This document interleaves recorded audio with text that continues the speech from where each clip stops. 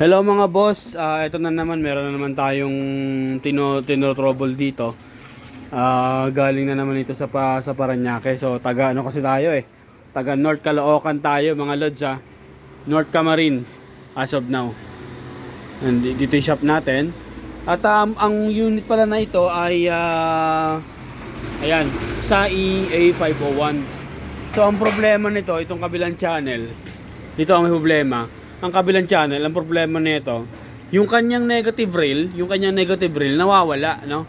Although nandiyan naman yung supply, present naman, pero ang problema niya is nandito sa differential amplifier, sa kanyang driver board, no? Malalaman niyo kasi yung negative rail niya nung oscillation niya wala. Kasi ang present lang itong itaas lang, ganun lang, makikita mo. Sa baba flat 'yun. So ang nag-trouble tayo sa mga transistor, wala naman, okay naman. And then lastly, nag-trouble tayo dito sa driver board, no. So itong kabila naman tinanggal ko lang kasi nagkumuha lang ako ng reference dito.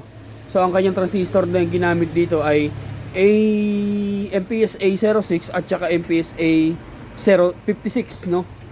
Parang ano rin 'yan, 5401 at saka 5551. Ganun lang siya na kauri, no. Tapos nagpalit ako ng itong kanyang itong transistor na to. Ito yung parang final drive papunta ulit ng driver ulit na ito. So matagal natin tinrouble, nagpalit tayo ng ibang number. Ang unang pinalit natin dito ay 9014 at saka 9015. So hindi siya umubra. Kaya ang ginamit natin ay itong original na 5401 tsaka 5551. Ito original to, no. Huwag niyo kakabitan ng China kasi pwedeng good 'yon pero hindi siya mag-oscillate. So original talaga yung kakabit natin para sure ball yung gawa natin. Ngayon, buti na lang meron tayo na download na schematic dito. May nasilip tayo. Ayan, nakita natin yan. Ayan. Nakikita nyo tong nahirapan ako dito. Ang ginawa ko lang dito sa transistor na to, yung transistor na yan, ito yan, no. Ito siyang kalimbawa niya, no. Hindi kalimbawa, kumbaga ito talaga yun. Yan. Ang laman nitong transistor na to, yun nga, yung dalawang transistor na magkaharap at saka magkatalikod. Ano lang yan, bipolar lang yun. So ang ginawa ko lang doon, ginaya ko lang yung schematic, ginaya ko lang yan, pinagdikit yung halimbawa sa NPN na to, ANB, yan, kung ano yung nakalagay doon, gayahin nyo lang yung dalawang emitter pagdikitin nyo, tapos yung collector, tapos yung base, hindi nyo, yun lang yung magkakonect, tapos ilalagay nyo na siya sa circuit na base dun sa kanya pagkakasunod-sunod. So sa may mga experience, medyo madali na yan. Ito ay nakasagad na siya. So pagka tinaas ko pa siyang ganyan, so peak na siya.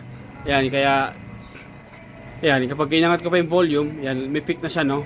So kung susukatin natin, ito yung kanyang pinaka RMS watts, no. Kung susukatin natin sa AC, ito ang tamang pagkuha ng kanyang RMS watts. Naka-load pala tayo ng 4 ohms load per channel. Naka 4 ohms tayo, no. Isang channel pa lang kaya isang channel lang. Ang masusukat natin is nasa 34 o papalo na siya ng mga 35, no. So kung yung 35 yung AC yun, 35 times 5 divide mo sa 4 kasi 4 ohms, lalabas ng 350 watts or 300 to 250 watts siya.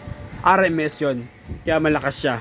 Ito mainit na, pero maganda naman yung naging resulta kasi yung unang nagawa ko to, naging okay siya, kaya lang hindi nagtagal. Pero yung unang nagawa ko to, nangangarag yan. Although lumalabas-labas yan, pero nangangarag siya. For now, stable na siya. Tingin ko okay na talaga siya. Kasi bago na lahat ng transistor na nilagay natin dito. Bagong-bago. So, tinrace na natin lahat ng possibility, bago na. Ayan, ibababad na lang natin. Yun lang mga boss.